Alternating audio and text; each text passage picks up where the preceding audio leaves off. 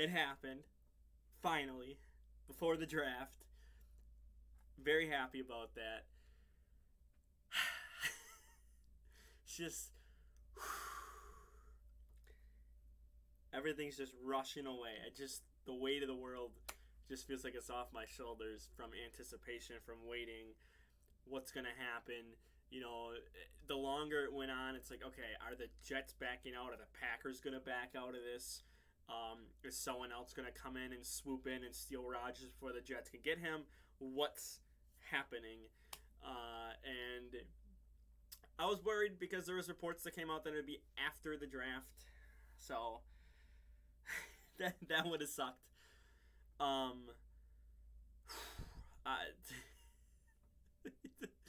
I, I'm happy. Now we can look past this year and know, okay, we have Jordan Love for 2 years. Because we're most likely 99% chance we're gonna give him that 5th-year option. So 2 years with him. Rodgers is gone. No more offseason drama. Is he going to? Won't he? What's happening? Blah blah blah blah blah blah blah. With a million people making up stories, people thinking that they have sources and whatnot. Oh. I'm so happy it's over with. I am so happy it's over with. Obviously, it sucks because it would have been nice for him to retire a Packer, but we got a load for it. I'm happy. No player, which as time went on, I didn't really expect one. I did it at the beginning, but then who was Elijah Moore got traded, I believe it was, and I'm like, yeah, okay, never mind. That's the player I wanted. So nothing's happening with players, but we move up from 15 to 13. That's step number 1. So that opens up the board even a little more. And depending on, we don't know. I don't remember who's at 14. So if we would have stuck at 15, who knows? Maybe someone at 14, whoever it is, would have taken what we wanted. But we move up 2 spots. That's fine. Draft board just opens up probably from this to that. Just not too much more, but you're closer to the top, which means more players are, more chance of better players. Real first round talents that can help out a franchise and whatnot. So just a little move right there is fine with me. We got a additional 2nd for this year. We got an additional 6th for this year. So that's, late round, fine with that. 2nd round, if they go a wide receiver 2nd round, I can kind of see it. I don't know what they're going to do in the 1st round. And now that they move up to 13, again, that little extra door that cracked a little more open, it's like, okay, what are they going to do? I feel like there's more options now, even though, again, it's only moving up 2 spots. It feels like there's just a little bit more of a window into what they could do. So that's, again, basically 2 extra picks this year. And next year, we got a 2nd round. Now, this is a conditional 2nd round. So no matter what, 2nd round, we got that. But if Rodgers plays 65% of the snaps this coming season in 2023, we will get a 1st rounder.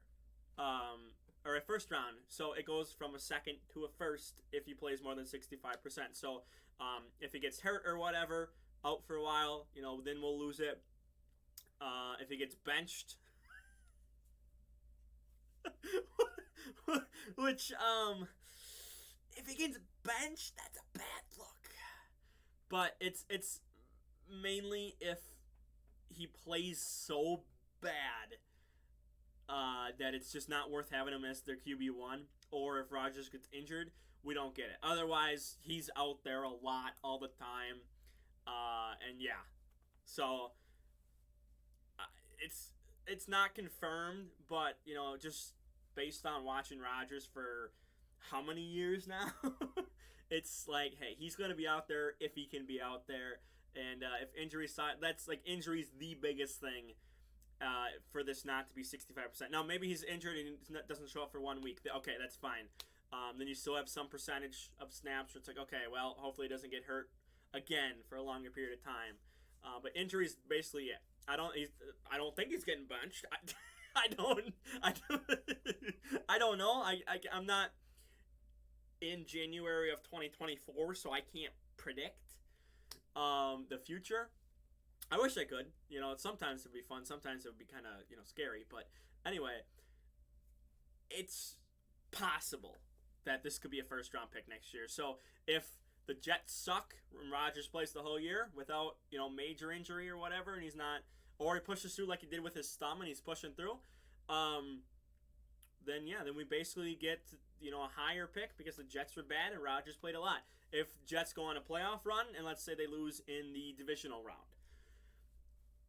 still probably get a first, but it's just gonna be a late round first. So now I guess we're kind of banking on the Jets being bad with Rodgers playing, but it's probably either gonna be like a mid-round, late first-round pick, because again, if you've watched the Packers, that Rodgers is out there if he can be out there. So it feels like it's gonna be. Otherwise, a second round. I mean, it's a second round pick. It's not bad.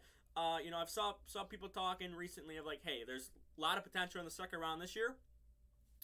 That's it's gonna continue throughout the next forever for the draft. It's has been that way for a while. So it's not like, oh hey, you have a star here, and then there's no one in the second through 7th, 8th round. No, we got Christian Watson in the second. So last year, so there's still potential in the second round, but that's happened. Thanks. Yeah. Who is this? Thanks, Bill. But yeah, I'm gonna wrap up. I'm gonna go ahead and upload this. It's 3:48 time recording this, so this just came out. I want to say like 2:45.